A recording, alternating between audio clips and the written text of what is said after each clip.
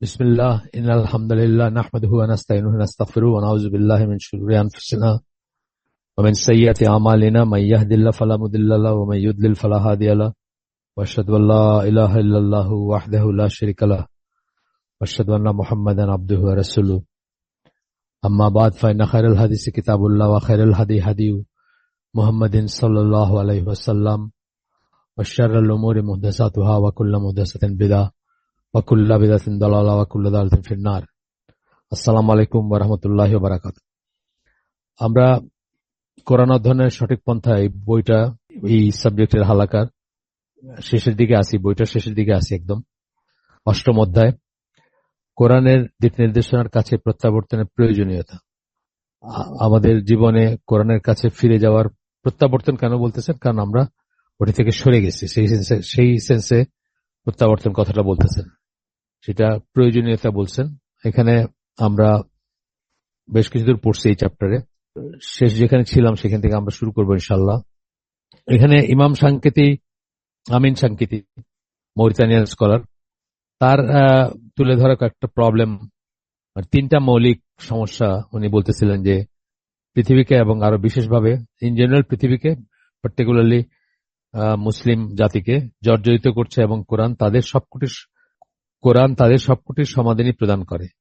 প্রথম দুইটা আমরা পড়ছি। প্রথম দুইটা একটা ছিল যে কাফেরদের বিরুদ্ধে মুসলিমদের রুখে দাঁড়ানোর ব্যাপারে দুর্বলতা, অনীহা ইত্যাদি, এটা আমরা পড়ছি। দ্বিতীয়টা ছিল এই যে হত্যাযজ্ঞ, মুসলিমদের উপরে যেরকম হত্যা, আঘাত, শাস্তি, এই সমস্ত, এই যে মুসলিমরা নিগৃহীত সারা দুনিয়াতে, অথচ তাদের কাছে সত্য রয়েছে, কাফেরদের কাছে মিথ্যা ছাড়া কিছুই নাই। তো এইটা একটাই আর কি, যে আজকের দিনে মুসলিমরা যে কেবল নিজেদের এবং ইসলামের হয়ে প্রতিরোধ গড়ে তুলতে অক্ষম তাই নয়, উপরন্তু কাফিরগণ সব দিক থেকে মুসলিমদের উপর প্রাধান্য বিস্তার করে চলেছে এবং হত্যা, আঘাত এইসব করতেছে। তা সত্ত্বেও আর কি মুসলিমরা কনসাস না, এই ব্যাপার নিয়ে কথা বলছেন এবং এখানে আমরা বিস্তারিত পড়ছি গতদিন। সবচেয়ে শেষে যেটা বলছেন সেটা হচ্ছে তৃতীয় সমস্যা, যেটা উনি বলছেন সেটা পড়বো আজকে আমরা। সেটা হচ্ছে যে আজকের দিনে মুসলিমদের মাঝে অনৈক্যকে চিহ্নিত করেছেন। সাংকেতিক মতে অনৈক্য হচ্ছে তৃতীয় সমস্যা। তো এখানে আপনার অনৈক্য থেকে বলতেছেন দুর্বলতা এবং ক্ষয়িষ্ণুতা সৃষ্টি হয়, সেই সেন্সে বলতেছেন। এখন ঐক্য অনৈক্য নিয়ে কথা বললে অনেক কিছু বলার আছে। ঐক্য বলতে আসলে কি বুঝবো আমরা? যেন তেন রকম ভাবে মুসলিম নামধারী যে কারোর সাথে ঐক্য না, এটা আমরা যখন পড়াশোনা করব তখন দেখবো যে এই ঐক্যটা হবে শুদ্ধ বিশ্বাসের উপরে ঐক্য। শুদ্ধ বিশ্বাস ছাড়া কোনো ঐক্যের প্রশ্ন নাই। ফর এক্সাম্পল, শিয়াদের সাথে আমাদের কোনো ঐক্য হতে পারে না, শিয়াদের সাথে আমাদের কোনো ঐক্য হতে পারে না। এই রাইসি যখন মারা গেলেন তখন আমাদের দেশে অনেক মানুষ খুব আহাউ করতেছেন, দোয়া, শহীদ, এইসব দোয়ার মহফিল করবেন। তখন ডক্টর সাইফুল্লাহ একটা ছোট্ট আমাদের গ্রুপগুলো ছিলাম আমরা, যেখানে উনি বলছেন যে রাফেদি শিয়াদের জন্য দোয়া করা জায়েজ না, তাদের জন্য মাগফিরাতে দোয়া করা জায়েজ না। এগুলো তো আমরা জানি না, পড়ি না, আমরা আমাদের পড়াশোনা নাই, আমরা জানি না আমাদের সালাফদের কি মেথোডোলজি, শিয়াদের ব্যাপারে আহলে সুন্নাত জামার স্ট্যান্ডটা কি, আমি কিছুই জানি না এগুলা। সেই জন্য আমি আপনাদেরকে বলছি কিনা জানি না যে আমি তো 1989 সালে দাড়ি রেখে ইরানিয়ান ন্যাশনাল কোম্পানিতে জয়েন করতে গেছি, যে একটা মুসলিম বিপ্লবী একটা সরকার আছে যে দেশে, পারফেক্ট মুসলিম একটা দেশ, সেখানে তারা যুদ্ধরত ইরাকের সাথে। আমি তাদের কোম্পানিতে ওই ইসলামিক জোশে চাকরি করতে গেছি।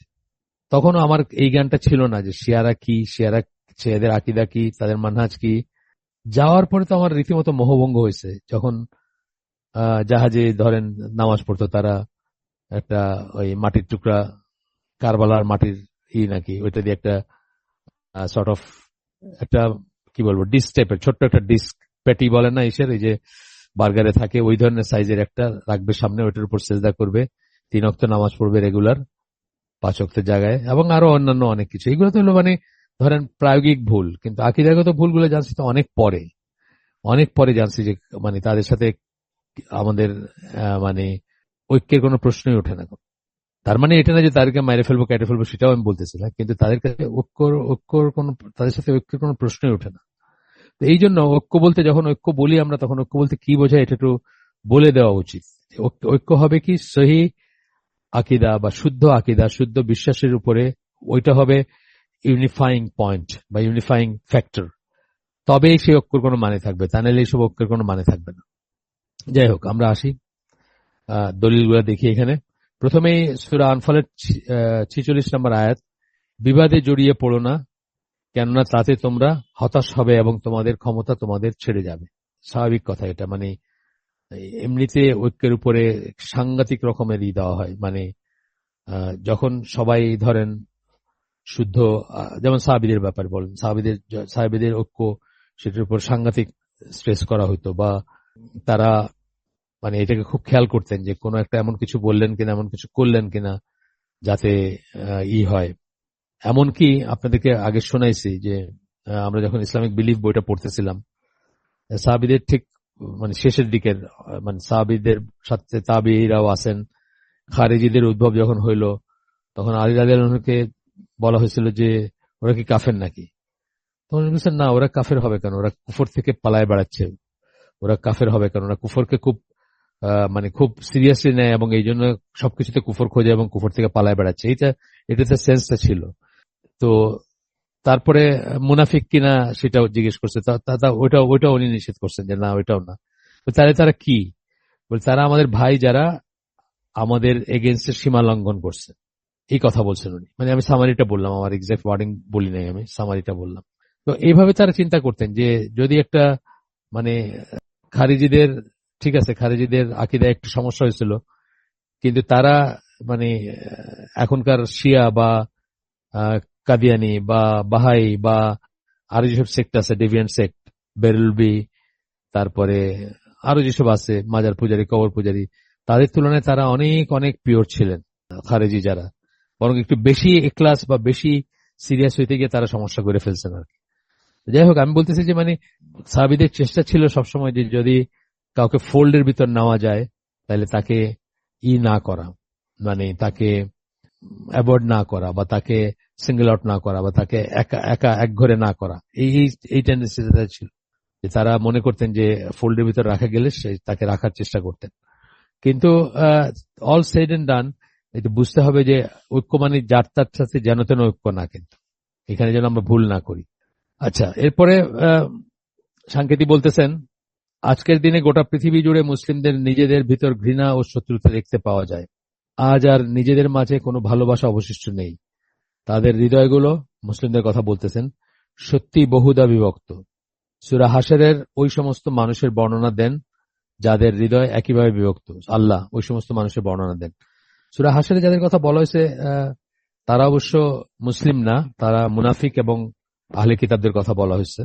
সূরা হাশরের 14 নম্বর আয়াত কোট করতেছেন এখানে, তোমরা মনে করবে যে তারা একতাবদ্ধ, মানে আমরা বলতে মুসলিমরা মনে করবে, অর্থাৎ এই আয়াত নাজিল হচ্ছে কাদের কাছে? সাহাবীদের কাছে, তাই না? আপনার একটা ইহুদি গোত্রের এগেনস্টে তাদের সিজ এবং সেটা নিয়ে সূরা হাশরের ঘটনাটা।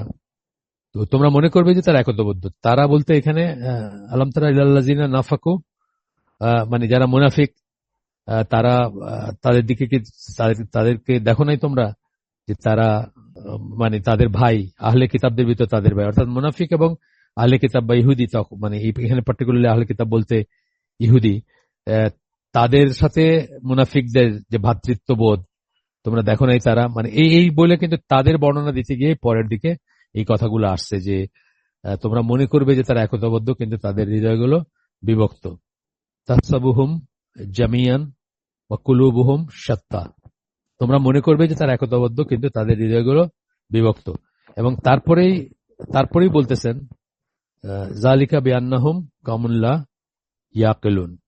এটা কেন এরকম কেন তারা হচ্ছে জনগোষ্ঠী যারা যুক্তি জ্ঞান বিবর্জিত। এটা যদিও আহলে কিতাব এবং মুনাফিকদের ব্যাপারে বলা হয়েছে, কিন্তু এটা আমাদের বেলায় প্রযোজ্য। যখনই আমরা আমাদের হার্টগুলা মানে হার্টগুলা যখন বিচ্ছিন্ন বা বিভক্ত, তখন আমাদের ব্যাপারে বা আমাদের বেলায় এটা প্রযোজ্য হবে। আপনারা হয়তো জানেন অনেকেই যে আমরা যে খুব সিম্পল একটা আমল, সালাতে যে আমরা কাঁধে কাঁধ পায়ে পা রেখে দাঁড়ানোর কথা বলি, কোনো ফাঁক থাকবে না এসে লাইনে, বা কোনো গ্যাপ থাকবে না লাইনে। সেটার পেছনের একটা কারণ বলা হয় যে থাকলে কি হবে সেটা বলতে গিয়ে বলা হয় যে হার্ট গুলা তখন বিভক্ত থাকবে বা বিচ্ছিন্ন থাকবে, একতা থাকবে না, ভালোবাসা থাকবে না, হার্ট গুলা তখন বিচ্ছিন্ন থাকবে। সিম্পল একটা আমল, কিন্তু এটার কথা বলতে গিয়ে এটা বলা হয়। আচ্ছা, এরপরে হচ্ছে যে বলতেছেন ইমাম সাংকেতি, উনি বলতেছেন যে যুক্তির দুর্বলতা।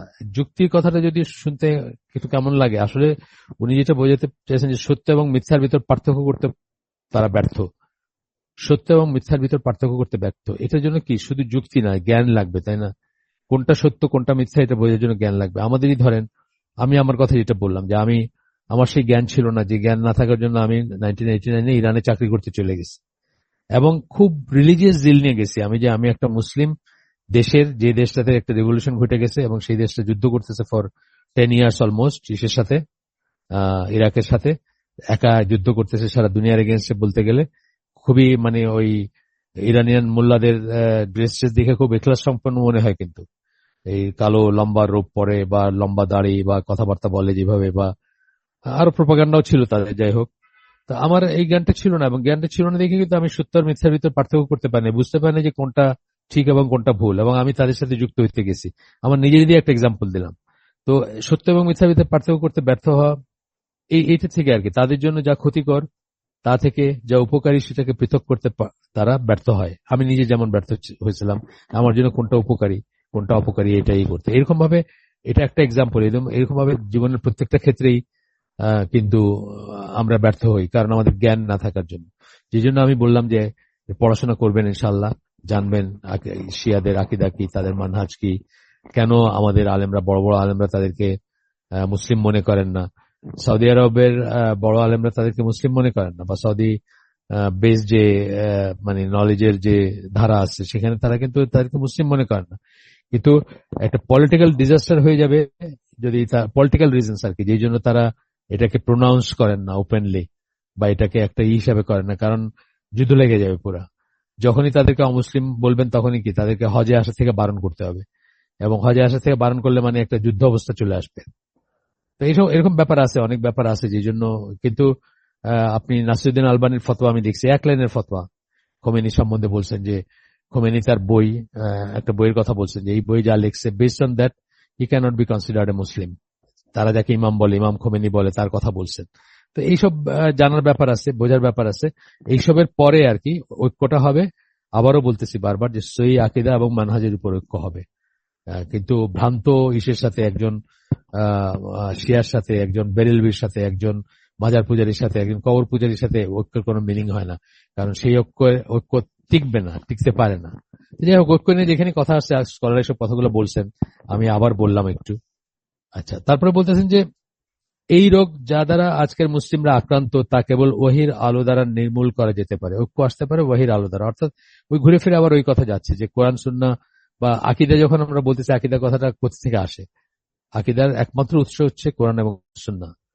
তো সেখানে সেটাতে যদি আমরা সত্যি আমাদের নিজেদের ইনক্লাইনেশন, এই বইয়ের শুরুতে আমরা পড়ছি যে আমরা যখন কোরআনকে অ্যাপ্রোচ করবো, কোরআনের কাছে যাব, তখন সমস্ত প্রিসাপোজিশন বা প্রিএজাম্পশন যেগুলো আছে, আমাদের লটবহর যেটা আমরা বলি, কেউ আমরা হিন্দু থেকে মুসলিম হয়েছি, কেউ খ্রিস্টান থেকে মুসলিম হয়েছি, কেউ মানে পৌত্তলিক অন্য অন্য কোনো বৌদ্ধ বা কিছু থেকে মুসলিম হয়েছি, যেখান থেকে হয়েছে আমরা সেসবের অরিয়েন্টেশন গুলো আমরা ছেড়ে তারপরে কোরআনের কাছে যাব, মানে ফ্রেশ এবং ক্লিন ব্রেন নিয়ে যাব, এবং কোরআনকে কথা বলতে দিব, এবং কোরআনকে সত্য আর মিথ্যা পার্থক্য করতে দিব, এবং সেটার থেকে আমরা সবকিছুকে জানবো, বুঝবো। প্রিয়েজিম নোশন নিয়ে যাব না।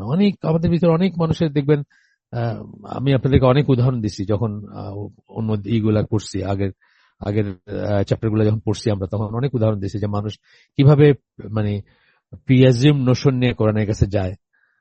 যেমন ধরেন, আমাদের দেশে একটা শ্রেণী আছে যারা বিশ্বাস করে যে আল্লাহ রাসূল সাল্লাল্লাহু আলাইহি ওয়াসাল্লাম নূরের তৈরি, তার ছায়া পড়তো না, বা ইত্যাদি ইত্যাদি। তো এগুলোর জন্য তারা এগুলো যদি আহলে সুন্নাত জামা মনে করে না, বা আহলে সুন্নাত জামার না, আকীদা না, বা বিশ্বাস না, কিন্তু এগুলা মনে করার জন্য তারা এই মানে এই প্রিসাপোজিশন নিয়ে তারা যখন কোরআনের কাছে যায়, তখন সূরা মায়েদার কথা বলছি আমি, সূরা মায়েদার 15-16 নম্বর আয়াতে যেখানে আল্লাহ নূরের কথা বলছেন, তো সেখানে তারা সেটাকে টুইস্ট করে তারা বলে যে এই দেখো এখানে লেখা আছে, এখানে বলতেছে যে রাসূল সাল্লাল্লাহু আলাইহি ওয়াসাল্লাম নূরের তৈরি, অথচ সেটা কিন্তু মোটেও বলা হয় না বা কেউ এটা বোঝেন নাই, আপনারাও বুঝবেন না যখন একটু ঠান্ডা মাথায় বা একটু পরিষ্কার মাথা নিয়ে পড়বেন তখন বুঝবেন না। তো যাই হোক, এটা আর কি, মানে আবার আমরা ফিরে আসি ইমাম সাংকেতিকতায়। তো বলতেছেন যে এই রোগ দ্বারা আক্রান্ত হইল, অর্থাৎ আমাদের অনৈক্য যেটা সেটা কোরআনের কাছে আমরা যদি আসি বা কোরআনের কাছেই সেটার নিরাময় রয়েছে বা সেটার সমাধান আছে, সেই অবস্থায় ওই ব্যক্তি যদি আমরা কোরআনকে কথা বলতে যাই, আর একটু পড়ি আমরা এখানে, কোরআনের কাছে বিশ্বস্ত সম্পূর্ণ প্রত্যাবর্তনের দ্বারাই কেবল এটাকে অপসারণ করা সম্ভব। মানে অনৈক্যের কারণ কি? জাহিলিয়াত কিন্তু, অথবা আপনার অজ্ঞতা বা জ্ঞান না থাকা। কেবলমাত্র ওহি মৃতকে জীবন দান করে এবং জীবনের পথকে এমনভাবে পরিষ্কার ও আলোকিত করে দেয় যখন কোনো ব্যক্তি মিথ্যা থেকে সত্যকে, অমঙ্গল থেকে মঙ্গলকে, ক্ষতি থেকে লাভকে আলাদা করে শনাক্ত করতে পারে। ট্রু, এই কথা ঠিক আছে। সেই অবস্থায় ওই ব্যক্তি মানবকুলের অনুসৃত বহু ভ্রান্ত পথের পরিবর্তে কেবল একমাত্র সরল পথটি অনুসরণ করতে পারেন। এই যে কথাটা আসতেছে, একমাত্র সরল পথ, অর্থাৎ কি আহলুস সুন্নাহ ওয়াল জামাত যেটাকে আমরা বলি, যেটার উপর আল্লাহ রাসূল এবং তার সাহাবীরা ছিলেন, সেই পথটাকে শনাক্ত করতে পারবে এবং সেটাকে সে বেছে নেবে। এবং এই বুঝটা যখন যার যার হবে সে কিন্তু ওই পথের উপর চলে আসবে। এটার জন্য কোনো পার্টির দরকার নাই, কোনো ফ্ল্যাগের দরকার নাই, কোনো গঠনতন্ত্রের দরকার নেই। এবং তখনই এইটার বেসিসে ঐক্য হবে। এই ব্যাপার, এই যে সিরাতুল মুস্তাকিম বা আহলুস সুন্নাহ ওয়াল জামাত যেটাকে আমরা বলি, সেই পথের উপর যখন মানুষ সেটাকে বুঝতে শিখবে যে একমাত্র পথ ওইটা, এই অবস্থায় ওই ব্যক্তি মানবকুলের অনুসৃত বহু ভ্রান্ত পথের পরিবর্তে কেবলমাত্র একমাত্র সরল পথটি অনুসরণ করতে পারেন। তাহলে একমাত্র সরল পথটা বুঝবে। ঠিক আছে, তাহলে বহু অনৈক্যের মেইন রিজনটা কি? যখন মানুষের জ্ঞান থাকবে না, তখন সে ভ্রান্ত একটা পথ চুজ করবে বা ভ্রান্ত পথে পরিচালিত হবে, এবং সে তখন মেইন স্ট্রিম, আমরা যেটাকে বলি মেইন স্ট্রিম বলতে কিন্তু মেজরিটি বলি না, আমরা আগেও বলছি, আমরা মেইন স্ট্রিম বলতে আমরা সিরাতুল মুস্তাকিম বা আহলুস সুন্নাহ ওয়াল জামাত বা আল্লাহ রাসূল এবং আল্লাহ রাসূল এবং তার সাহাবীরা যে আকীদা মানহাজের উপর ছিলেন সেটাকে কিন্তু বারবার বোঝায়, আমরা কিন্তু মেজরিটি বোঝাই না কখনো। তো যখনই তার এই জ্ঞানগুলো থাকবে না, সহিহ আকীদা কাকে বলে অথবা শুদ্ধ আকীদা কাকে বলে, শুদ্ধ বিশ্বাসগুলা কি, এই জ্ঞানগুলো যখন থাকবে না, তখনই সে কি করবে? যে কোনো একটা কিছু চুজ করবে যেটা তার মনে ভাল লাগে, এবং সেইভাবেই কিন্তু বিভক্তিগুলো হবে। অর্থাৎ সে বের হয়ে গেল, সে সরল পথ থেকে বের হয়ে গেল। তাকে আল্লাহ জন্ম দিয়েছিলেন ফিতরার উপরে, সে থাকার কথা ছিল সরল পথের উপরে, সে থাকতে পারত, কিন্তু সে ওইটা থেকে বের হয়ে গেল। সেটা কাফের হয়ে বের হয়ে যেতে পারে, বিরক্তি হয়ে বের হয়ে যেতে পারে, অথবা শিয়া হয়ে বা অন্য কিছু হয়ে বাইর হয়ে যেতে পারে। এখানে একটা আয়াত কোট করতেছেন, সূরা আল আনাম 122 নম্বর আয়াত, 6 নম্বর সূরা 122 নম্বর আয়াত। বলতেছেন যে ব্যক্তি মৃত ছিল, একাধিক আয়াত দিয়ে সাবস্টেন্সিয়েট করতেছেন যা বললেন। বলতেছেন যে ব্যক্তি মৃত ছিল এবং যাকে আমরা পরে জীবিত করেছি এবং যাকে মানুষের মাঝে চলাচলের জন্য আলো দিয়েছি। মৃত ছিল মানে কি? আত্মিকভাবে মৃত ছিল, যার আত্মাটা মৃত ছিল। জীবিত করা মানে কি? তাকে ইসলামের আলো, কোরআনের আলো, দ্বীনের আলো দিয়েছেন আল্লাহ, এবং মানুষের মাঝে চলাচলের জন্য আলো দিয়েছি।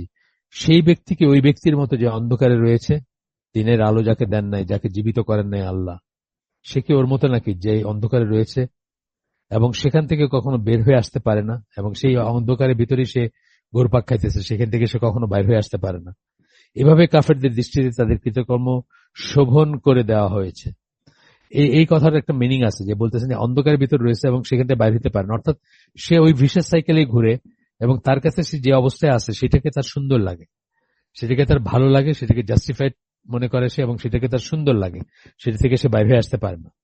আচ্ছা, আরো একটা আয়াত কোট করতেছেন, এটা হচ্ছে সূরা মুলকের 22 নম্বর আয়াত, যেখানে আল্লাহ বলতেছেন যে ব্যক্তি ঝুঁকে মুখে ভর দিয়ে চলে, অর্থাৎ মুখে ভর দিয়ে চলে তো আমরা কল্পনা করতে পারি না, বাট এটা ন্যাক্কারজনক ওয়ে বোঝাইতে বলা হয়েছে, বা এটা কোনো পন্থা না, চলার পন্থা না।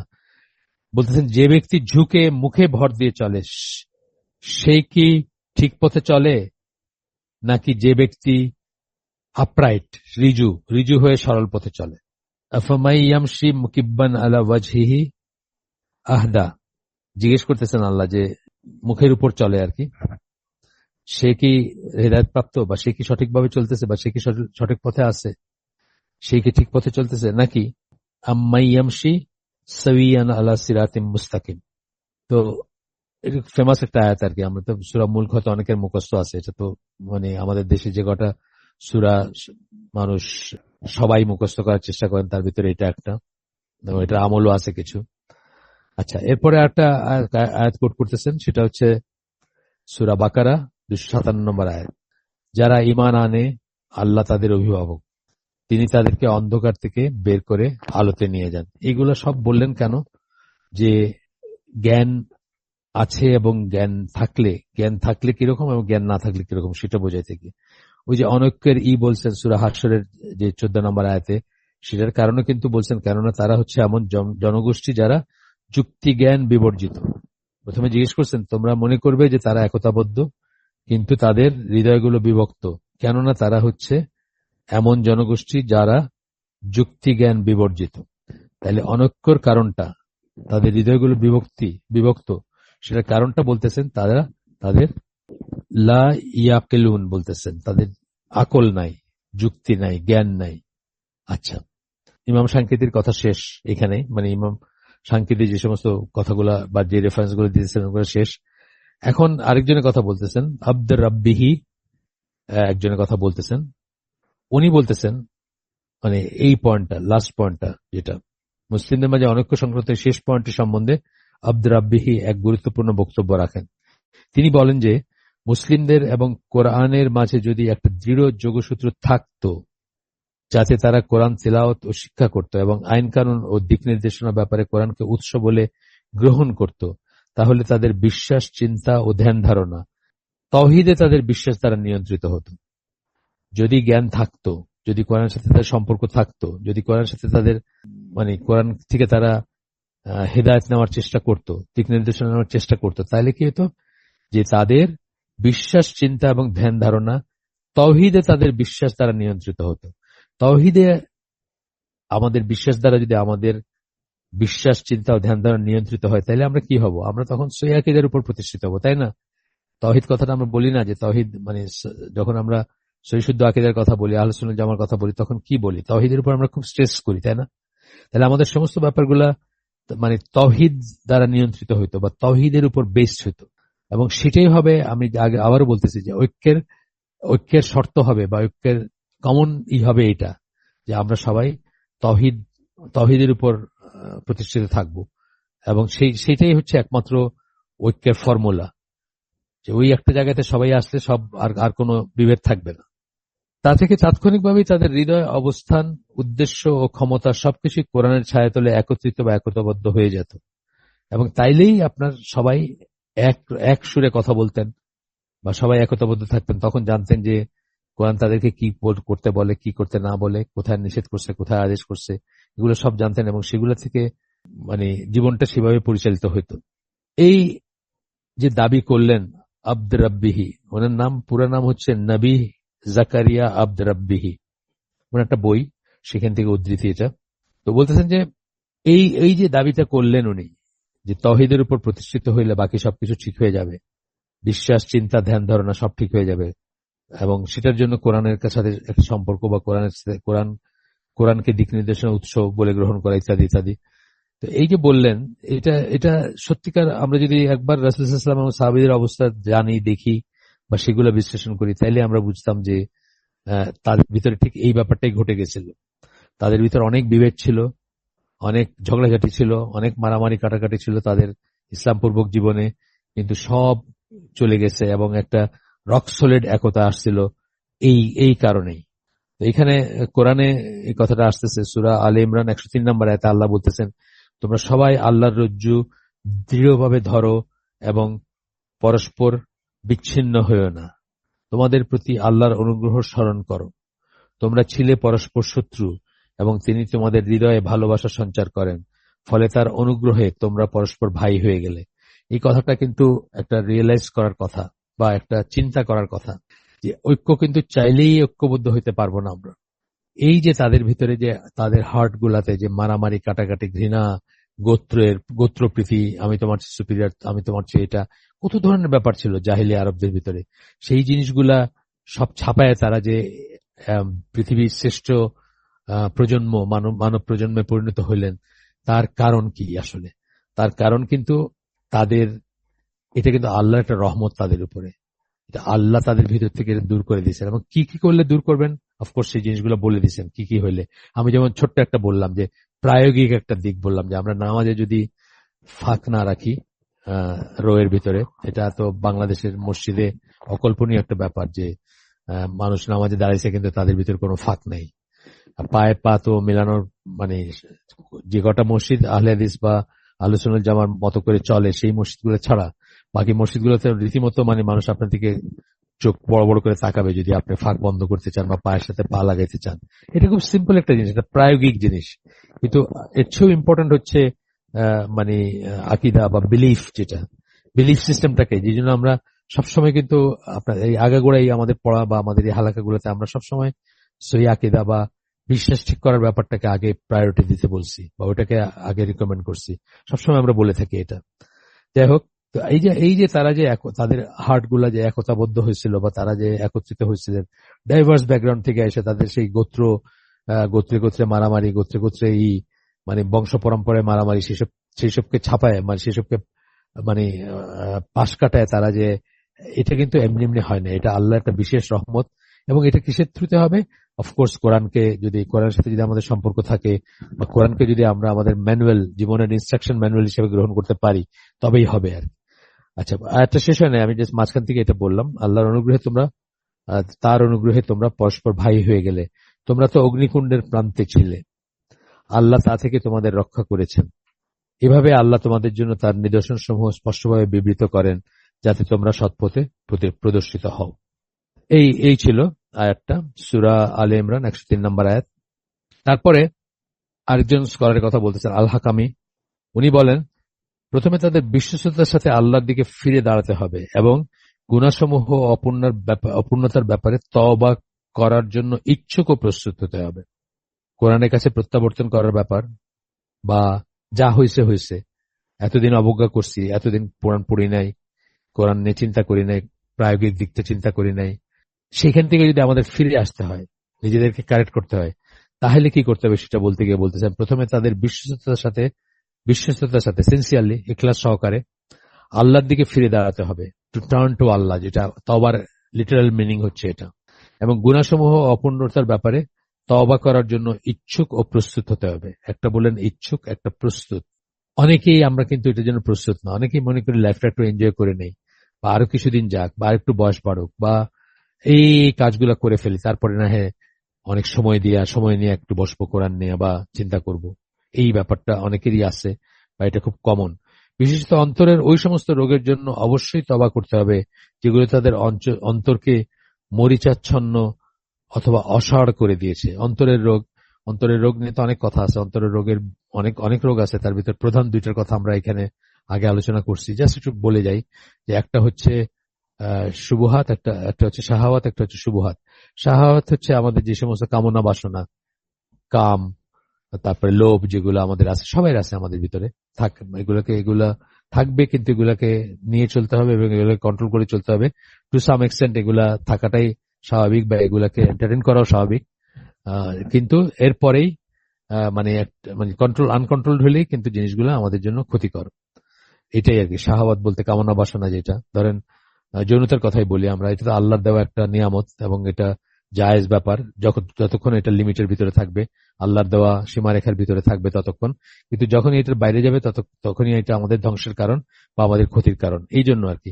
যাই হোক, অন্তরের রোগ শাহাওয়াত একটা, যে এইসবের প্রতি ক্রেভিং থাকা বা বেশি বেশি এগুলা চাওয়া বা লিমিটের বাইরে গিয়ে চাওয়া, ধন সম্পদ বা যৌনতা যেটা বললাম আমি, বা এই ধরনের কাম ক্রোধ, এইসব ব্যাপারগুলো আমাদের ভিতরে থাকে, শাহাওয়াত। এবং একটা হচ্ছে শুবহাত হচ্ছে সন্দেহ প্রবণতা, এগুলো অন্তরের রোগ। তো এই তারপর বলতেছেন যে বিশেষত অন্তরের ওই সমস্ত রোগের জন্য অবশ্যই তওবা করতে হবে যেগুলো তাদের অন্তরকে মরিচাচ্ছন্ন অসাড় করে দিয়েছে। বেশি বেশি ইন্ডালজেন্সে মানে লাক্সারির ভিতরেই থাকলে আপনার আপনার মানুষ অলস হয়ে যায়, মানুষের দিনের প্রতি ইন্টারেস্ট থাকে না, আল্লাহর স্মরণ থেকে বিমুখ হয়ে যায়। এইসব আমরা অন্যান্য জায়গায় পড়ছি, যাই হোক আমরা এখানে আর ওইখানে ডিটেলসে যাচ্ছি না। এভাবে যে কারো অন্তর কোরআনের দিক নির্দেশনা গ্রহণের জন্য প্রস্তুত হবে, এবং এগুলো যদি করতে পারেন তাহলে কোরআনের দিক নির্দেশনা গ্রহণের জন্য প্রস্তুত হবে। এটা কাদের জন্য বলতেছেন? যাদের সাথে কোরআন সম্পর্ক নাই, যারা কোরআন নিয়ে রেগুলার বসেন না, চিন্তা করেন না, পন্ডার করেন না, জীবনে কিভাবে প্রয়োগ করতে হবে সেটা নিয়ে চিন্তা করেন না। আমি বলতেছি না যে আপনাদের সেটা আছে, হয়তো নাই আপনাদের কারো, কিন্তু জেনারেল আমি বলতেছি মুসলমানদের জেনারেল অবস্থা তো এরকমই, এর চেয়েও খারাপ, মানে এরকম না, এর চেয়েও খারাপ। উপরন্তু তারা কোরআনের সাথে যেরকম আচরণ করে এসছে সেই জন্য তাদের অবশ্যই তওবা করতে হবে, যেটা আমি বলছেন আগে, তওবা করতে হবে। তওবা করে যেরকম আচরণ করে আসছেন, কিরকম আচরণ করছেন, এই যে মানে তুলে রাখছেন, পড়েন না, মানে যেটুকু ইম্পর্টেন্স পাওয়ার কথা সেটুকু ইম্পর্টেন্স দেন না, কখনো চিন্তা করেন না যে এটা আল্লাহর স্পিচ, আল্লাহ আমাদের সাথে কথা বলতেছেন, অ্যান্ড সো অন। এইরকম যেরকম আচরণ আমরা অনেকেই কোরআনের সাথে অনেক অনেক মানে হক আদায় করা যেটাকে বলি, আমরা হক আদায় করি নাই। এখানে একটা গল্প আপনাদেরকে তো বলছি আমি আগে, গল্প মানে একজন ইসে শোনা, ইউটিউবের কোন একটা ইসে থেকে ইংরেজিতে বলা গল্প, এটা হয়তো বলছি আপনাদের আগে, তারপর একবার একটু বলি যে কিরকম আচরণ করতেছি আমরা কোরআনের প্রতি, সেটা বোঝাইতে গিয়ে। যে আপনার ওই আফ্রিকান কোন দেশ আর কি, সেখানে তাদের একটা ট্র্যাডিশন হচ্ছে যে যারা তারাবির নামাজ পড়ান তাদেরকে তারা দাওয়াত করে বাসায় খাওয়ান। তো একজন ওরকম আলেম বা কারি, তাকে একটা ফ্যামিলি দাওয়াত করছে রমাদানের সময় দাওয়াত করছে তাকে, উনি খাইছেন, খাওয়ার পর চলে গেছেন। চলে যাওয়ার পরে তারা ঠিক মানে রিয়েলাইজ করলো যে তাদের বেশ কিছু কারেন্সি নোট, মানে নোট আর কি, টাকা মানে পয়সা, এই টাকা আর কি, নোট কাগজের মুদ্রা, সেটা একখানে ছিল, সেটা নাই ওখানে। তো ওনারা খুব অবাক হয়েছেন যে এখানে বাইরের কেউ আসে নাই ওই ইমাম সাহেব ছাড়া। অবাক হয়েছেন, কষ্ট পাইছেন যে উনি এভাবে পয়সাটা নিয়ে গেলেন, বা আর আর কোনো এক্সপ্লেনেশন নাই তাদের কাছে। এবং তারপর থেকে ওনারা একটু একটু মানে কোল্ড শোল্ডার দেন আর কি ওই ইমামকে দেখা হইলে, বা এসে খুব একটা পাতা টাতা দেন না, বা এই ধরনের একটা মানে ওই এজামশনটাই রয়েছে যে উনি টাকাগুলা নিচে পাইছে বা দেখছে বা উঠায় নিছে, কিন্তু বলে নাই এরকম। তো এরপরে রমাদান আসছে, 1 বছর কেটে গেছে, এর ভিতরে মানে ওনারা ওই ইমামের সাথে ভালো করে কথা বলেন না বা করেন না। আবারও ওই ওই ট্র্যাডিশনের বশবর্তী হয়ে আবার ওই ইমামকে ডাকছেন আর কি, অগত্যা ডাকছেন খাওয়ার জন্য বাসায়। তো ওই ইমাম আসছেন, আসার পরে বসছেন, বসার পরে আপনার মনে করছেন যে জিজ্ঞেসই করে ফেলবেন ওনাকে যে কি হয়েছে, টাকাগুলা পাইছিলেন নাকি, বা আপনি করছিলেন নাকি, মানে আপনি কি নিয়েছিলেন নাকি, বা এরকম। তো এটা জিজ্ঞেস করছেন যখন, তখন উনি খুব স্টার্টল হয়ে গেছেন, উনি কাঁদতে শুরু করছেন। তো ওনারা বাসা ভিতরে গেছেন, আবার আসছেন, এর ভিতরে দেখতেছেন যে উনি কাঁদতেছেন। তখন ওনারা মানে বলছেন যে আচ্ছা যা হয়েছে হয়েছে, মানে ওনারা মনে করছেন যে ওই ধরা পড়ে গেছেন বা এই জন্য কাঁদতেছেন বা এই।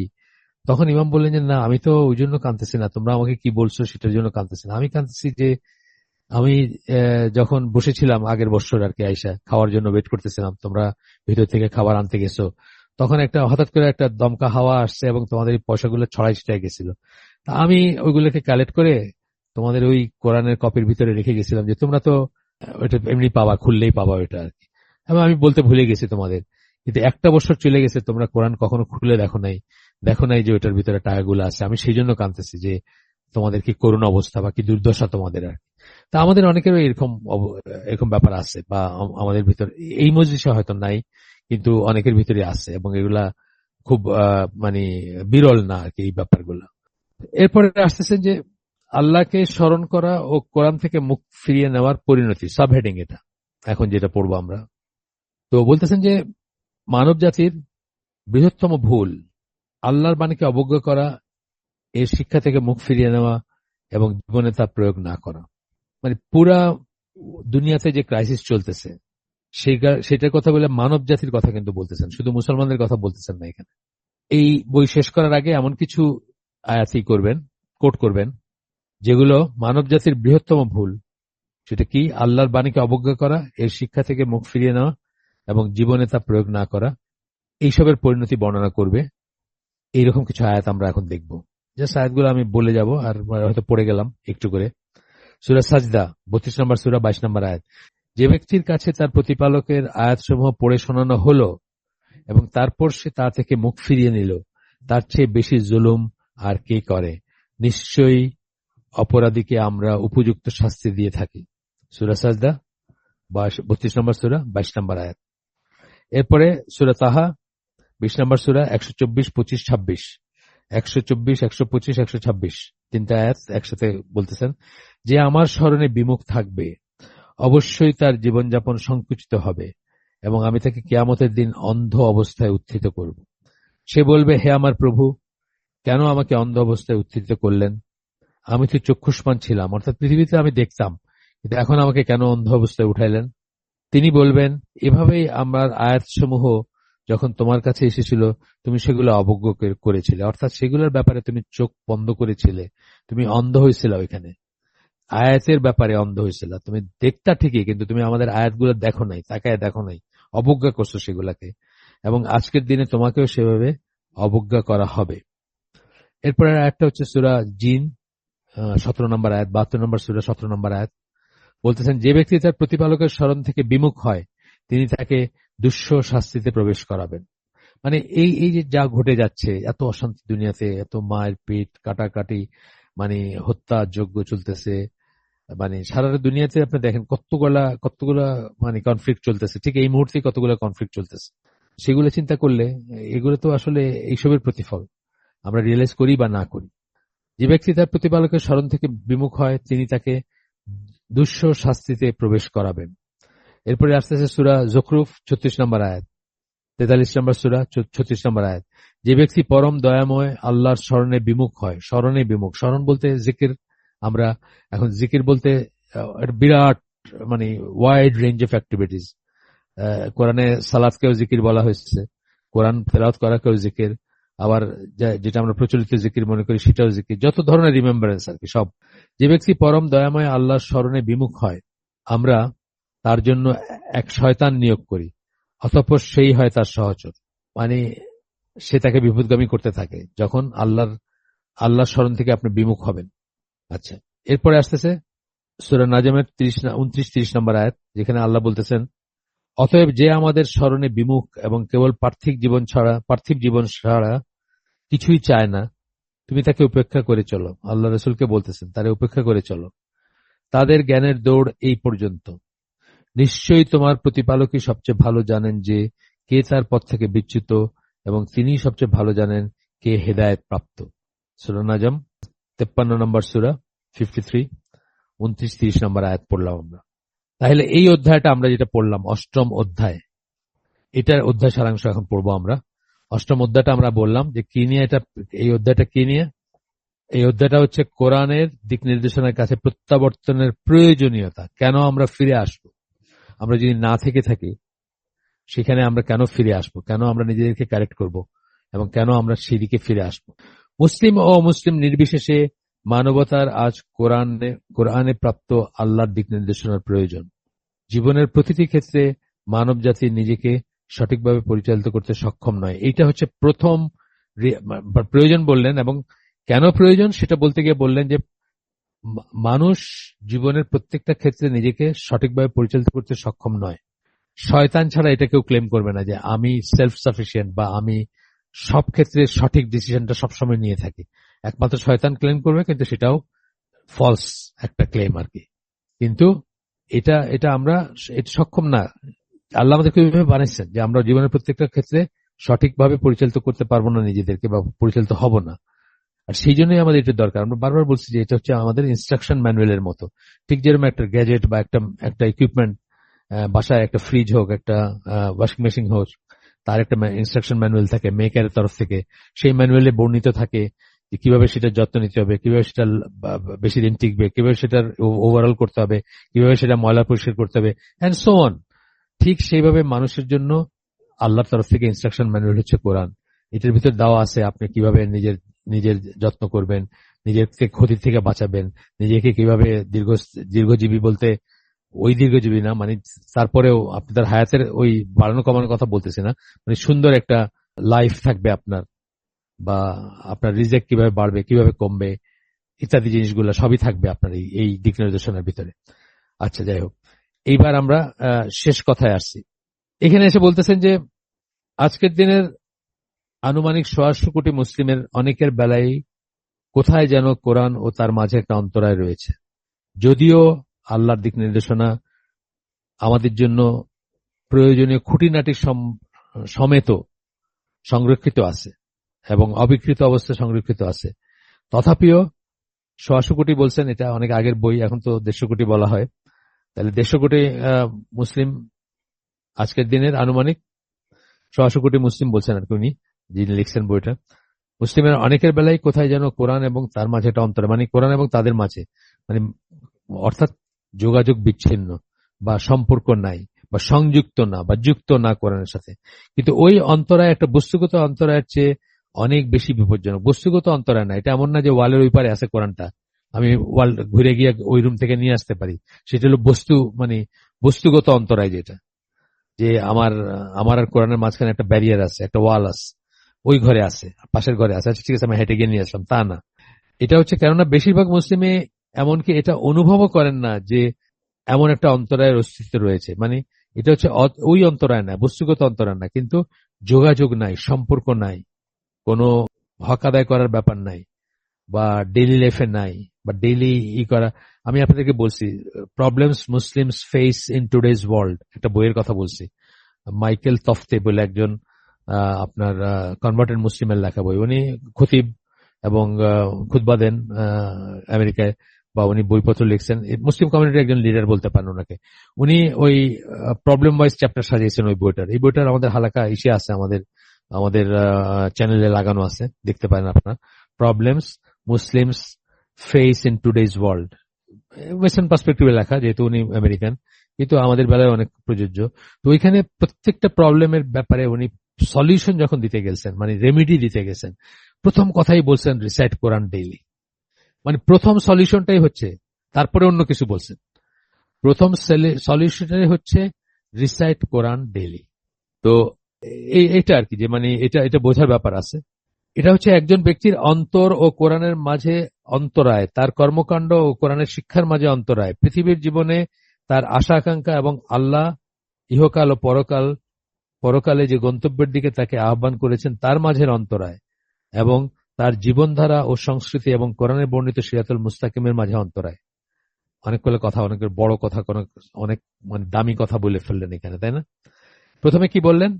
অন্তর এবং কোরআনের মাঝে অন্তর। আপনার অন্তরটা কোরআনের সাথে যায় না, কোরআন যা বলে ওইটা শুনে আপনার অন্তরটা কাঁপে না, সিক্ত হয় না, নরম হয় না, ভাবে না, ভয় পায় না, ভালো লাগে না, বরং আপনি একটু দায়সারা আর কি, পড়লেও দায়সারা, আর না হয়তো পড়েনি না। অথবা মনে করেন যে ওই যে বললাম যে বয়স বাড়ুক, একটু এনজয় করে নি জীবনটা, তারপরে হয়তো একসময় দেখবো আর কি কি করা যায়। তারপরে কি বলতেছেন? তার কর্মকাণ্ড কোরআনের শিক্ষার মাঝে অন্তরায়, তার কর্মকাণ্ডের সাথে কোরআনের শিক্ষা মিলে না, বা কোরআনের শিক্ষার সাথে তার কর্মকাণ্ড মিলে না। এইখানে তার এর মাঝখানে একটা গ্যাপ আছে, সেই গ্যাপের কথা বলতেছেন। পৃথিবীর জীবনে তার আশা আকাঙ্ক্ষা এবং আল্লাহ ইহকাল পরকাল এই যে গন্তব্যের দিকে তাকে আহ্বান করেন তার মাঝে অন্তরায়। মানে পৃথিবীর জীবনে আপনি কি চান, আর আসলে কি চাওয়া উচিত ছিল, যদি আপনি পরকালে বিশ্বাস করতেন, যদি আপনি আল্লাহ ইহকাল পরকালের এসবে বিশ্বাস করতেন এবং সেই অনুযায়ী জীবন গঠন করতেন, তাহলে আপনি কি চাইতেন, কি কি জিনিস করতেন, আর আসলে এই জীবনে কি কি জিনিস করতেছেন আর কি কি জিনিস চাচ্ছেন, তার ভিতরে যে ডিফারেন্সটা সেটা। এবং তার জীবনধারা ও সংস্কৃতি এবং কোরআন, আপনার জীবনধারা, লাইফস্টাইল, আপনার সংস্কৃতি, আপনি যেগুলোকে কালচার বলে নেন, সেগুলোর সাথে কোরআনে যেটা সিরাতুল মুস্তাকিম বলা হয়েছে তার সাথে যে ডিফারেন্সটা, এই সব ডিফারেন্স গুলা হচ্ছে কোরআনের সাথে আপনার, আসলে কোরআনের সাথে আপনার যে ডিস্টেন্স অথবা যে অন্তরায়, সেটা রিফ্লেক্ট করে এই সব কটা, যে কটা পড়লাম আমরা এখন। এরপর বলতেছেন আবারও এটা হচ্ছে অত্যন্ত বিপজ্জনক এক অদৃশ্য দেয়াল, কেননা একজন ব্যক্তি আদৌ অনুভব নাও করতে পারেন যে এমন কোন দেয়ালের অস্তিত্ব আছে, এমন কোন দেয়ালের অস্তিত্ব যে আছে, এটাই উনি রিয়েলাইজ নাও করতে পারেন। বলতেছেন যে কোথায়, আমি তো মুসলিম, আমি তো সব বিশ্বাস করি, সব স্বীকার করি, সবই করি। বহু মানুষ বলবে আপনাকে যে আমি কি মুসলিম না? আপনাকে আরো সাথে পর্দা নিয়ে একটু কথা বলছেন যে তোমার পর্দাতে তো হচ্ছে না, আপনার বলবে আপনি বেশি জানেন, আমি কি মুসলিম না, বা আমি কি জানি না। অনেক মানুষ বলবে, বিশেষ করে মুরব্বী যারা একটু এজেড, তারা তো জানেন, আপনার এমনিতে বয়স বেশি হইলে মানুষ তখন রিসেপটিভ থাকে না, মানে নিতে পারে না জিনিসপত্র, বা নতুন করে কারেক্ট করতে পারে না নিজেকে, বা চেঞ্জ হইতে চায় না, তারাই বেশি করে রেজিস্ট করবে এবং বলবে আমরা কি মুসলমান না নাকি। তার ঘরে পবিত্র কোরআন রয়েছে, তিনি সেটাকে তার ঘরের সবচেয়ে সম্মানজনক স্থানে সুরক্ষা করেন, সবচেয়ে সম্মানজনক স্থানে রাখছেন। ওই যে গল্পটা বললাম, আফ্রিকান গল্প, একদম সুন্দর জায়গায় রেখে দিয়েছেন কোরআন, 1 বছরের ভিতর ধরে দেখেন নাই, ওই কোরআনের ভিতরে ওই ইমাম সাহেব টাকা রেখে গেছেন, কিন্তু যদি কোরআন নিয়ে বসতেন একদিন তাহলে দেখতেন যে ওর ভিতর টাকাটা আছে, কিন্তু বসেন নাই। তিনি যখন গৃহ বা মসজিদ ত্যাগ করেন তখন তিনি এর আদেশ নিষেধ অনুযায়ী কাজ করেন না, অথবা তিনি এর আলোকে সবকিছু বিচার বা অবলোকনও করেন না। এখানে তেলাওয়াতকারীর কথা বলতেছেন যে তেলাওয়াত করেন ঠিকই, কিন্তু মসজিদে তেলাওয়াত করলেন অথবা ঘরে তেলাওয়াত করলেন, কিন্তু এটা যখন ছেড়ে গেলেন, এখান থেকে বাইরে হয়ে গেলেন, তাহলে সেই অনুযায়ী কাজ করেন না। রাস্তায় গেলেন, মুআমালাত, অফিসে বসলেন, কাজ করলেন, বেচা কিনি করলেন বা কেনা বেচা করলেন, যাই কিনলেন কিছু বা বেচলেন কিছু, তখন আর কোরআনের ব্যাপার স্যাপার নাই আর কি। আরো একটা এরপরে বলতেছেন কি যে অনেকেই লেখেন এবং বক্তৃতা করে থাকেন, মুসলিম উম্মার সমস্যা নিয়ে লেখেন, ইসলাম নিয়ে কথা বলেন, অনেকেই বলেন, অনেকেই বলে থাকেন, লেখালেখি করেন। তাদের অনেকেই আবার এমনকি এটাও বলে থাকেন যে মুসলিমদের আজ কোরআনের কাছে প্রত্যাবর্তন প্রয়োজন, এটাও বলেন। কোরআনের কাছে প্রত্যাবর্তন বলতে ঠিক কি বোঝায় তা তাদের অনেকেই বুঝতে বা বোঝাতে ব্যর্থ হন, বুঝতে বা বোঝাতে ব্যর্থ হন, নিজেরাও বুঝেন না অথবা অন্যকে বোঝাইতে পারেন না। মুসলিম বিশ্বের দিকে এক নজর কেউ পর্যবেক্ষণের দৃষ্টিতে তাকিয়ে দেখলে তৎক্ষণাৎ বুঝতে পারবেন যে সরকারগুলো এবং তাদের জনসাধারণ কেউই কোরআনের প্রয়োগ করছেন না, বরং কোরআনের দিক নির্দেশনা বলতে আসলে কি বোঝায় সে সম্বন্ধে হয়তো অনেকেরই কোনো ধারণাই নেই, সরকার এবং জনসাধারণ। এর সালাতের একটা উদাহরণ দিয়েছিলাম গতদিন, আগে একবার বলছিলাম, বড় বড় যেগুলো মেগা সমাবেশ যেগুলো হয়, ধরেন 28 অক্টোবরে বিএনপির মহাসমাবেশ, ওই দিনই আরেক জায়গায় আওয়ামী লীগের মহাসমাবেশ ছিল, একটু সরায় আরেক জায়গায়, বা বড় বড় যেগুলোই হয়, সবাই তো মুসলিম, তাই না? মানে অন্তত স্ট্যাটিস্টিক্স অনুযায়ী তো তাদের 90% মুসলিম। তো ধরেন যদি একটা 10 লাখ মানুষ যদি থাকে একটা সমাবেশে, মহাসমাবেশে, তারপর 9 লাখ লোক শুধু মুসলিম, সেইখানে একজন নেতার বক্তৃতা শুনতে গিয়ে সে জোহর, আসর, মাগরিব 3 ওয়াক্ত নামাজ কাজা করতেছে, এই মুসলিম দিয়ে কি হবে বলেন? বা এই মুসলিমের সাথে কোরআনের কোনো সম্পর্ক আছে? বা সে কি কোরআন বোঝে? কোরআন তাকে কি বলছে সেটা বোঝে? বোঝে না। এই জন্যই কিছু হবার নয় আর কি এখান থেকে, মানে অন্তত ইসলামিক পার্সপেক্টিভে কিছু হবার নয়। মুসলিম বিশ্বের দিকে এক নজর গেল সরকারগুলো কোরআন দিক নির্দেশনা, এটি বোঝে না যে দিক নির্দেশনা বলতে কি বোঝায়। জিজ্ঞেস করেন, বলবে আমি তো মুসলমান। হয়তো ওইখানে থাকে কোনো মহিলা আজান শুনে শাড়িটা টাইনা আবার মাথায় ঢাকবেও, কিন্তু অবভিয়াস আপনারা বুঝতেছেন আমি কি বলতেছি। এরপরে বলতেছেন যে এই সংক্রান্ত যা বোঝা এবং বিস্তারিত শিক্ষা করা প্রয়োজন, এই সম্পর্কে যা বোঝা এবং বিস্তারিত শিক্ষা করা প্রয়োজন তা হচ্ছে ঠিক কোন অন্তরায়গুলো আজকের মুসলিম জনসংখ্যাকে পরিচালনা করার ব্যাপারে কোরআনের পথে বাধা হয়ে দাঁড়িয়েছে। কি কি বাধা, এগুলোকে লিস্ট করা উচিত, কি কি বাধা হয়ে দাঁড়াইছে। এখানে আমরা এই বইটা পড়ছি, এই সবকটা জিনিস আগে পড়ছি। প্রধান বাধা হচ্ছে চারটা প্রধান কারণ, এটাই আমরা কনক্লুশনে বলতেছি, কিন্তু বই শেষ, এতদিন ধরে আমরা বইটা পড়লাম। 4টা কারণে আমরা কোরআনের সাথে আমাদের সম্পর্ক হচ্ছে না, কোরআনকে জীবনের সাথে যুক্ত করতে পারতেছি না, বা অন্তরায় হয়ে দাঁড়াচ্ছে সে বাধা, বা আমাদের কোরআন বোঝা বা কোরআন অনুযায়ী কোরআনিক লাইফস্টাইলের পথে বাধা 4টা। প্রথমটা হচ্ছে কি, গুরুত্বপূর্ণ দিকগুলোকে পাশ কাটিয়ে অপেক্ষাকৃত কম গুরুত্বপূর্ণ বিষয়গুলোকে প্রাধান্য দেওয়া। মনে পড়তেছে আমরা পড়ছি, কিন্তু এটা একটা চ্যাপ্টারের, এইটা একটা হেডিং হিসাবে পড়ছি আমরা। গুরুত্বপূর্ণ জিনিস যেগুলো, সেগুলো পাশ কাটায় অপেক্ষাকৃত কম গুরুত্বপূর্ণ বিষয়গুলোকে প্রাধান্য দেওয়া। ক্যালিগ্রাফি করা কোরআনের আয়াত নিয়ে, এটা কম গুরুত্বপূর্ণ একটা বিষয়। হ্যাঁ, এটা দিয়ে আপনি ঝাড়ফুঁক করা, এটা কম গুরুত্বপূর্ণ একটা বিষয়। গুরুত্বপূর্ণ বিষয় কি ছিল? জীবনে প্রয়োগ করা, জীবনটাকে সেই অনুযায়ী পরিচালিত করা, তাই না? 2 নাম্বার, কোরআনের মুখ্য উদ্দেশ্য শনাক্ত করতে না পারা। এটা মানে একই রকমের কথা, দুইটা পাশাপাশি কথা। মুখ্য উদ্দেশ্যগুলি শনাক্ত করতে না পারা। মুখ্য উদ্দেশ্যগুলো কি ছিল? কোরআনের মুখ্য উদ্দেশ্য আমরা পড়ে আসছি, মুখ্য উদ্দেশ্যগুলো কি কি কি জিনিস, মুখ্য উদ্দেশ্য কি ছিল? আপনার বিশ্বাস শুদ্ধ করা, আপনাকে আখেরাতমুখী একটা জীবন যাপন করতে এই করা, মানে জীবনের দিক নির্দেশনা দেওয়া, যেটা আপনাকে দুনিয়াতেও শান্তি দিবে এবং আখেরাতে আপনার জন্য জান্নাতি করবে। এই ধরনের আমরা পড়ে আসছি এগুলা, মানে আপনাদের মনে আছে নিশ্চয়ই, অনেক মানে আরো ছিল, মানে সাবহেডিং ছিল, মানে এটা এখানে সেটা আমরা করব না, মানে এখানে সেটা আমাদের করার স্কোপ নাই, জাস্ট বললাম আর কি।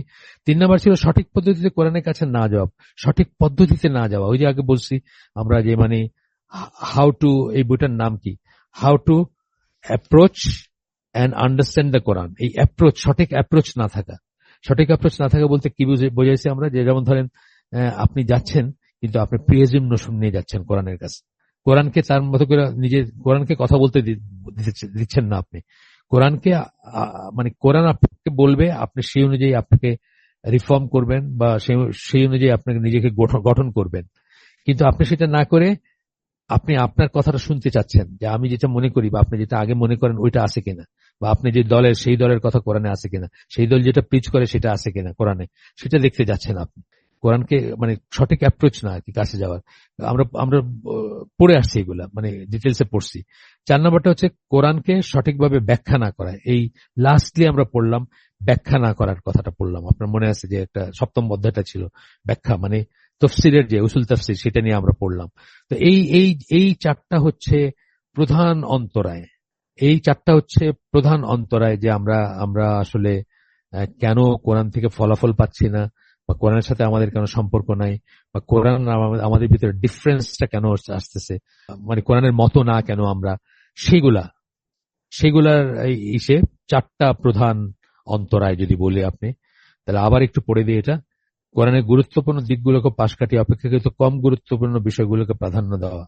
আপনি দেখবেন একজন মানুষের জীবন কাটায় দিছে বিশাল একটা কোরআন লিখে, গিনেস বুক অফ রেকর্ডে তার নাম আছে, এত বড় পৃষ্ঠার, এত বড় এইরকম সাইজের। এটা কি কোরআনের উদ্দেশ্য ছিল? এবং মুখ্য উদ্দেশ্যগুলো শনাক্ত করতে না পারা, মুখ্য উদ্দেশ্যগুলো আমরা পড়ে আসছি যে কেবল বরকতের জন্য যেন আমরা এই না করি।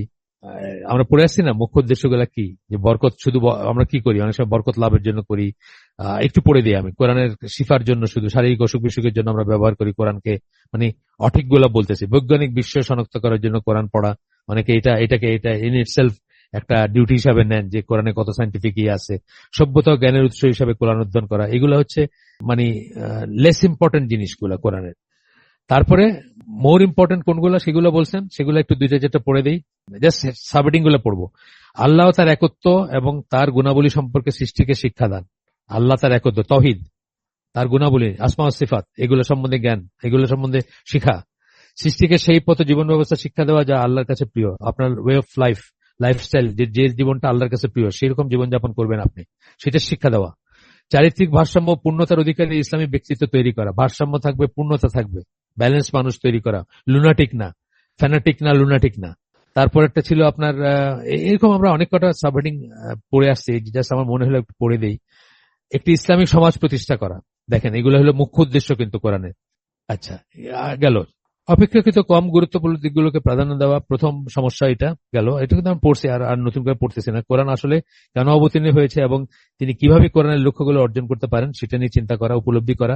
কোরআন কেন আসছিল, কোরআন কি করতে আসছিল, আরব জনগোষ্ঠীর ভিতরে কি করতে আসছিল, এবং তিনি কিভাবে কোরআনের লক্ষ্যগুলো অর্জন করতে পারেন এটা নিয়ে চিন্তা ভাবনা করা। দ্বিতীয় এবং তৃতীয় ছিল, দ্বিতীয় সমস্যাটা কি ছিল, কোরআনের মুখ্য উদ্দেশ্য ও লক্ষ্যগুলো শনাক্ত উপলব্ধি করতে ব্যর্থ হওয়া। এটা তো আমরা বলছি, অনেক কথা বলছি। তৃতীয় সমস্যা ছিল পাঠক কিভাবে কোরআনের নিকটবর্তী হবেন তার পদ্ধতি শুদ্ধ করা। এটা আমরা বলছি যে কোরআনকে কথা বলতে দেওয়া, প্রিকনসেপ্ট নোশন নিয়ে না যাওয়া, বা আপনি যেটা শুনতে চান সেটা শুনতে না চাওয়া, বা সেইভাবে করে ইন্টারপ্রেট করা, বা আরো অনেক কিছু বলছি আমরা। যাই হোক, শেষ বিষয়টা হচ্ছে সত্যি সত্যি কোরআন থেকে লাভবান হতে হলে প্রথমে এর প্রকৃত অর্থগুলো শনাক্ত করা। এটা ছিল যে কারেক্ট তফসির বা কারেক্ট ব্যাখ্যার কথা। কোরআনের অর্থ বুঝতে গিয়ে সংশ্লিষ্ট কোরআনের অন্যান্য আয়াত, রাসূলের বক্তব্য, সাহাবীদের বক্তব্য, এগুলা যেন আমরা এগুলো স্বর্ণাপন্ন হইতে হবে। এগুলার এগেনস্টে যায় মতো কোনোভাবে কোরআনকে ব্যাখ্যা করবো না, আমরা এগুলো পড়ে আসছি। আচ্ছা, এরপরে বলতেছেন যে দুজনের কথা বলতেছেন, মোহাম্মদ কুতুব এবং আব্দুর রব্বিহি। আব্দুর রব্বিহির কথা আমরা আজকে পড়লাম। মোহাম্মদ কুতুব হচ্ছেন সৈয়দ কুতুবের ভাই, সৌদি আরবে ছিলেন, অনেকদিন শিক্ষকতা করছেন। তারা কি বলতেছেন, তারা দুজনের কথা একত্রে দিয়েছেন। বলতেছেন যে কোরআনের সংস্পর্শে জীবন হচ্ছে বাস্তবে আল্লাহর সংস্পর্শে জীবন। কোরআনের সাথে আপনি টাচে থাকা মানে আল্লাহর সাথে টাচে আছেন, বিকজ কোরআন হচ্ছে আল্লাহর স্পিচ, কথা। কোরআনের সংস্পর্শে জীবন হচ্ছে বাস্তবে আল্লাহর সংস্পর্শে জীবন। কোরআন হচ্ছে আল্লাহর ভাষণ বা মানবজাতিকে উদ্দেশ্য করে নাজিল, যা মানবজাতিকে উদ্দেশ্য করে নাজিল করা হয়েছে। এই ভাষণ সরাসরি আল্লাহর নিরঙ্কুশ গুণাবলী, গুরুত্ব, করুণা ও জ্ঞানের সাথে সম্পৃক্ত। কেউ যখন কোরআনের শিক্ষা অনুযায়ী জীবনযাপন করে তখন সে জানে সে তার সৃষ্টিকর্তা, প্রতিপালক ও ইলাহ আল্লাহর কাছে পছন্দনীয় একটা জীবনযাপন করছে। ওই ব্যক্তি তখন আল্লাহর উপস্থিতি সম্বন্ধে সচেতন থাকবে। সে প্রতিনিয়ত আল্লাহর উপস্থিতি টের পাবে, সচেতন থাকবে সে, এবং সে তার প্রভুকে সর্বদা খুশি রাখার ব্যাপারে সচেষ্ট হবে। এইসব বলার পরে একটা আয়াত দিয়ে শেষ করতেছেন। এখানে এই বইটা শেষ করতেছেন একটা আয়াত দিয়ে, বলতেছেনও সবকিছু বলার পরে এই বই শেষ করার সবচেয়ে সুন্দর উপায় সম্ভবত আল্লাহর বাণী উদ্ধৃত করে শেষ করা। ওই বাণী যা বিশ্বাসীদের অন্তরসমূহকে জাগিয়ে তোলার কথা এবং তাদেরকে আল্লাহর বাণী অর্থাৎ কোরআনের বিশ্বস্ততা মনোযোগের সাথে পড়া এবং এর কাছে সম্পূর্ণরূপে আত্মসমর্পণ করার ব্যাপারে উদ্বুদ্ধ করার কথা। এই আয়াতটা হচ্ছে সূরা হাদীদের 16 নম্বর আয়াত। এখানে আল্লাহ বলতেছেন, যারা ঈমান আনে আল্লাহর স্মরণে এবং যে সত্য অবতীর্ণ হয়েছে তাতে তাদের হৃদয়ে ভক্তি বিগলিত হবার সময় কি এখনো আসেনি? মানে ঈমানদারদেরই বলতেছেন আল্লাহ, যে তাদের অন্তরটা সফট হওয়ার কি সময় আসে না এখনো? এবং পূর্বে যাদের কিতাব দেয়া হয়েছিল তারা যেন তাদের মতো না হয়ে যায়, মানে আহলে কিতাবদের মতো যেন না হয়ে যায়। কারা? মুসলিমরা যেন না হয়ে যায়। বহুকাল অতিক্রান্ত হয়ে গেলে যাদের অন্তর কঠিন হয়ে পড়েছিল তাদের অধিকাংশই সত্য ত্যাগী। আমাদেরও অনেকের অন্তর over the period of time কঠিন হয়ে গেছে এবং আমরাও আর সত্য সন্ধান করি না। আল্লাহ আমাদেরকে হেদায়েত দেন, আল্লাহ আমাদেরকে মাফ করেন, আল্লাহ আমাদেরকে তওবা করার তৌফিক দেন, তওবা কবুল করেন এবং কোরআনের কাছে ফিরে আসার তৌফিক দেন। আমাদের আজকের হালাকা আমরা এখানে শেষ করে দেব, বইটাও শেষ। সুবহানাকা আল্লাহুম্মা ওয়া বিহামদিকা আশহাদু আল্লা ইলাহা ইল্লা আনতা আস্তাগফিরুকা ওয়া আতুবু ইলাইক। আমরা যে শুনলাম তার ভিতরে ভালো কিছু শুনে থাকলে সমস্ত প্রশংসা আল্লাহর, আলহামদুলিল্লাহ। খারাপ কিছু শুনে থাকলে সমস্ত ব্যর্থতা আমার এবং সেটা শয়তানের তরফ থেকে।